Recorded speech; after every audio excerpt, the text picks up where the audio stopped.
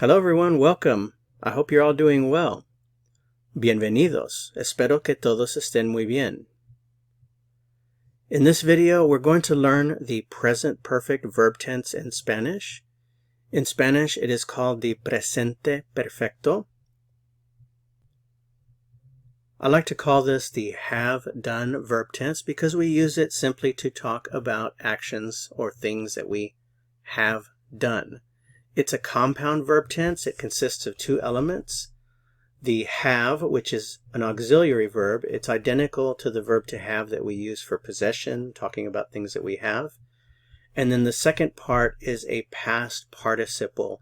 It's formed from the infinitive. So what we're going to do in this video is I'm quickly going to talk about the conceptual idea. I'll give you a conceptual overview of the present perfect verb tense. I'll show you how to form it, and then we'll simply practice with it. So what do we use the present perfect for? It's used to talk about actions in the past that are still happening. We do this in English. For example, if you're listening to music, you could say something like, I've listened for 2 hours. I have listened for 2 hours. And more than likely, you are still listening, and you may continue to listen. So we also use the present perfect to describe something that has recently happened. For example, let's say you had some homework.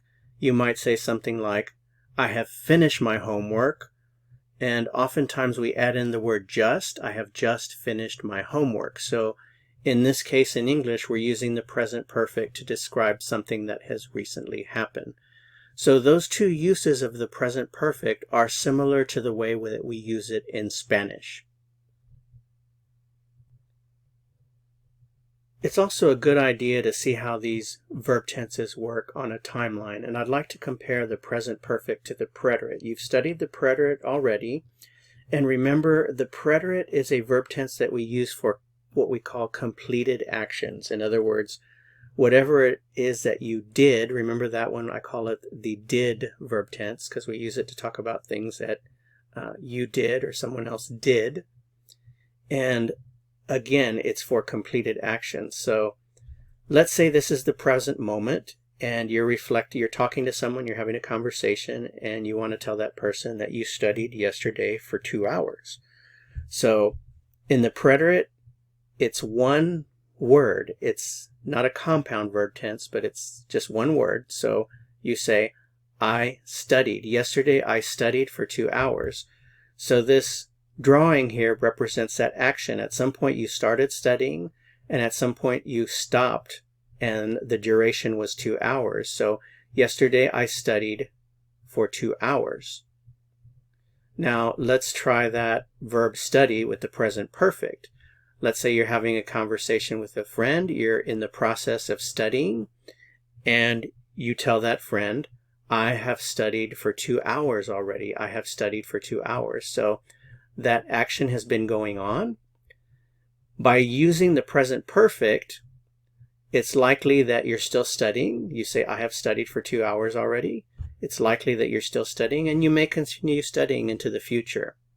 So that's the main difference between the present perfect and the preterite. The other difference is in the morphology, in other words, the physical forms. Preterite is one word for the verb conjugation, or the word that is conjugated. The present perfect consists of 2 words because it's a compound tense. Okay, and you'll see that in just a second as we look over how to form the present perfect. So that's our next step, how to form the present perfect in Spanish. First, we start with the auxiliary verb. This is the verb haber. Now, haber means to have. And it doesn't mean to have in the sense that you possess or you own things. That would be the verb tener. The verb tener, which you've already learned, we use that to talk about things that we have in the sense of ownership. For example, I might say I have a dog, and I have a car, and I have a motorcycle. That would be the verb tener. Tengo un carro, tengo una moto, tengo un perro. The verb haber is the verb that we use with compound verb tenses as an auxiliary verb. So Notice it's yo he, the H is silent. You don't pronounce the H, so yo he. This means I have. Now we're going to put it together with a participle in a second. You'll see it all together. For the moment, just notice all the different forms. Tú has, again the H is silent. Tú has, you have. Usted ha, you have. Él ha, he has. Ella ha, she has. Nosotros hemos, or nosotras hemos. Again, silent H, remember that. Vosotros habéis, vosotras habéis, you have. Ustedes han, you have. Ellos han, they have. Ellas han, they have. Okay, so you basically have to memorize this. Memorize the forms of haber. And here I have the forms without the subject pronouns, just to kind of clear up the clutter, so to speak. So this is what you have to memorize. He, has, ha, hemos, habéis, han. Again, the H is silent. It's silent in the infinitive and in the conjugated forms. These are actually forms in the present tense. He, has, ha, hemos, habéis, han. Be careful not to confuse the verb haber as the auxiliary verb with the verb haber, which expresses existence. This is one of the first verbs that you learn in Spanish when you're beginning in beginner Spanish. And you're taught that it only has one form in the present tense, and that form is I, meaning there is or there are. For example, let's say you're at a party and you want to say something like, well, there's a lot of food. In Spanish, you would say, hay mucha comida. When the party's over, this is the preterite here, you could say, reflecting on the party, you could say, well, there was a lot of food. Hubo mucha comida. Okay, so don't confuse haber as the auxiliary verb to have with haber, meaning there is or there are in the present tense. Okay, so you have the auxiliary verb piece. Yo he, tú has, él ha, nosotros hemos, vosotros habéis, ustedes, ellos, ellas, han. The only thing left in knowing how to form this is to figure out how you come up with the past participle. It's very simple. For most verbs, there are some exceptions, and I'll show those to you in just a minute, but for most verbs, you start with the infinitive. For example, an infinitive that ends in AR is the verb hablar, to speak. All you have to do with AR infinitives is you remove the AR and you replace it with ADO. So hablar becomes hablado. Hablado means, as a participle, as a past participle, it means spoken. So if I want to say I have spoken, I would say he hablado. Just put it together. It's very simple. Has hablado, you have spoken. Ella ha hablado, she has spoken. Hemos hablado, we have spoken. Habéis hablado, you have spoken. This is in Spain. Han hablado, meaning you have spoken or they have spoken. For the verb comer, it's an ER verb. Replace the ER with the IDO and you have comido. So he comido, I have eaten. Has comido, you have eaten. Ella ha comido, she has eaten, etc. IR verbs. Vivir, to live. Replace the IR with the IDO and you have vivido, lived. He vivido. So if you want to say something like, I have lived here all my life, you could say, he vivido aquí toda la vida. Has vivido, you have lived. Hemos vivido, we have lived. Han vivido, you have lived. So it's very simple. And this is the formation of the present perfect. It's a compound verb tense. Again, compound just means it consists of two parts, the auxiliary verb, and the participle, the past participle. So now that you know how to do it, let's practice. Un poco de práctica. Vamos a practicar. So here's our first example. What you want to say in Spanish is, I have studied a lot. It's compound, two words, auxiliary have and participle, studied. So it's represented by these two blanks here in Spanish. So how would you say, I have studied a lot in Spanish? Remember, you have to memorize the auxiliary, has, a, hemos, habéis, han, and then in your mind you can quickly make up the participle from the infinitive, estudiar, estudiado. So, yo he estudiado mucho. I have studied a lot. Yo he estudiado mucho. Remember, the H is silent. Yo he estudiado mucho. Yo he estudiado mucho. I have studied a lot. You want to ask someone, have you eaten? Using tú. So the question would be in Spanish. If you've memorized Aver, it's no problem. So you know that has, H-A-S, goes with tú. The H is silent. Tú, has. Look at your infinitive and in your mind, replace the ER with the IDO and you have it. Tú has comido. Tú has comido? Normally, when Spanish speakers ask this question with the tú, because of the has form of the auxiliary, it's understood that tú is the subject, so we just leave it out. So the question that someone would ask someone else is, ¿has comido? Have you eaten? ¿Has comido? Have you eaten? ¿Has comido? Remember, repeat as much as possible. ¿Has comido? ¿Has comido? Have you eaten? ¿Has comido?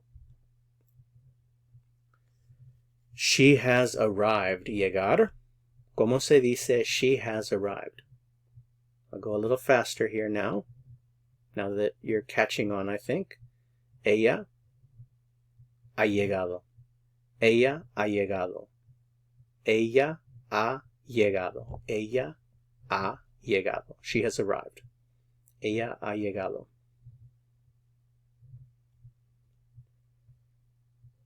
He has worked all day. Todo el día. He has worked all day. We have to take trabajar, and we want the auxiliary first and then the participle. So he has worked. Él ha trabajado. Él ha trabajado todo el día. He has worked all day.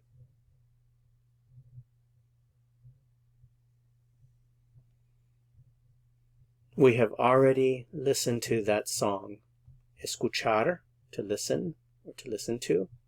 Ya, already, so we already have listened, have listened.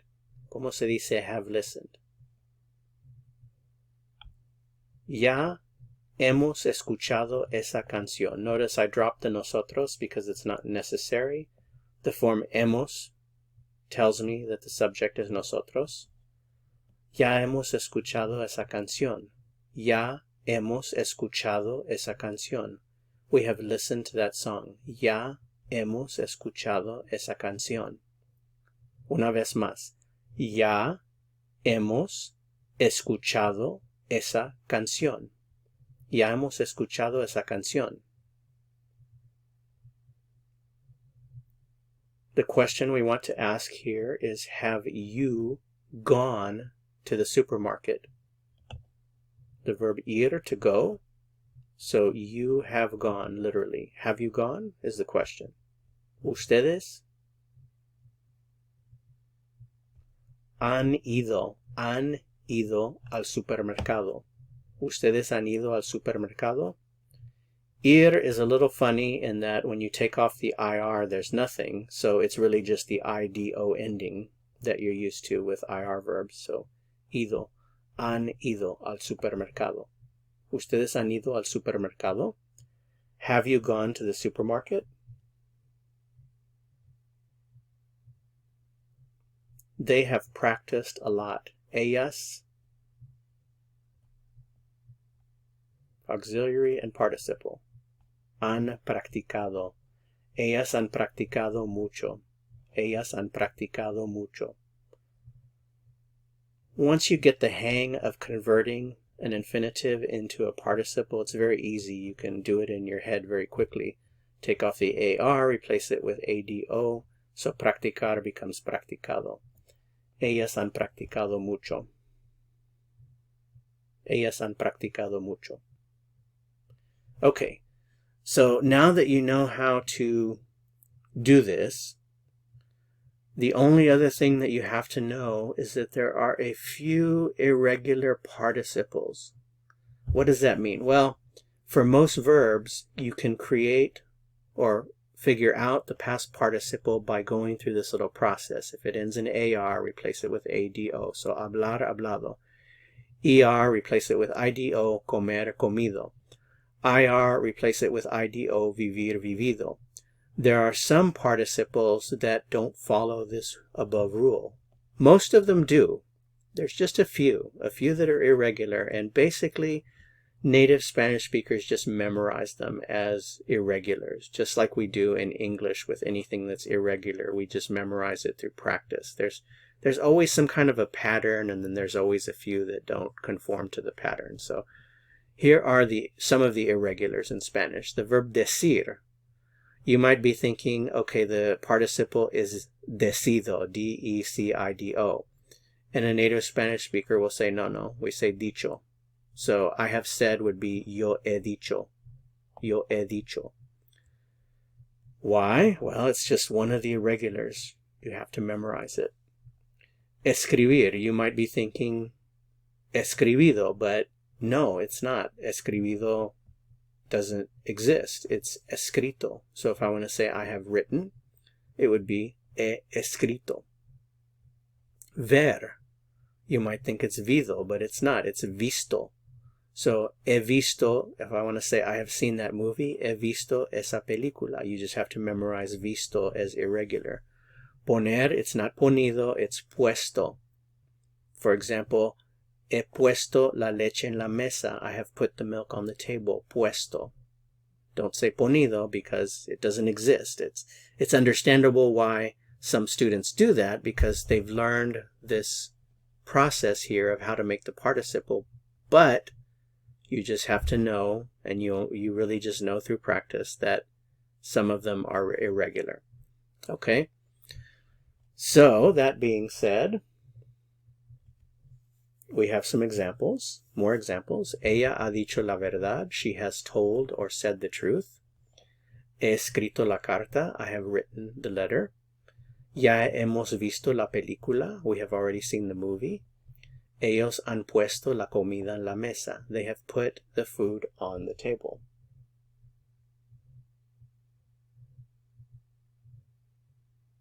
All right, so now that you know the present perfect, you've learned how to do it with most regular verbs, and you learned a few irregulars. There are some others that are not mentioned in this video, but the 4 that you see there are some of the most common. So now at this point, can we do a little spontaneous practice? Let's try. Let's do this together, and then we'll end the video after that. So this is the exciting part. This is what I suggest that you try doing once you understand how it works. In other words, try creating your own examples in your mind, just on the fly, right off of the top of your head. So think about it. How would you say, for example, she has worked? So we know it's trabajar, ella. Okay, a, trabajar. I replaced the AR with the ADO. Ella ha trabajado. To study, how would you say I have studied? Yo he estudiado. They have eaten.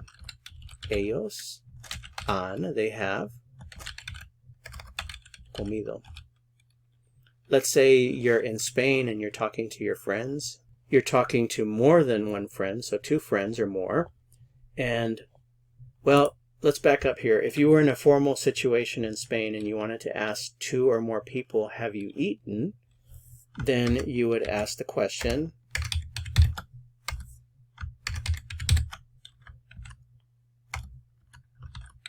¿Ustedes han comido? ¿Ustedes han comido? But if you're talking to your friends, you won't use ustedes when you talk to your friends. In Latin America, of course, you use ustedes for friends and for people that you don't know well. But there's a distinction in Spain. Ustedes is formal, the formal plural. And vosotros is the informal plural. So if I wanted to ask my friends, have you eaten? I would say, vosotros habéis comido. Vosotros habéis comido. Now, the other thing is, more than likely, let me copy this here. Because of the form habéis, I don't need the vosotros, so it would be more likely that I would ask my friends without the vosotros. I would just say, habéis comido, have you eaten?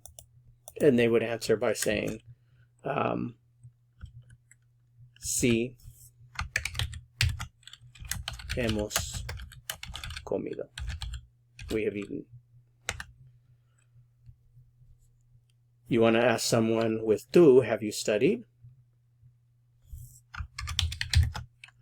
Has estudiado. Have you studied? So that person would answer by saying, yeah, I've studied. He estudiado. I have worked. Let's try a few more examples just to finish up here. Trabajar. I have watched TV.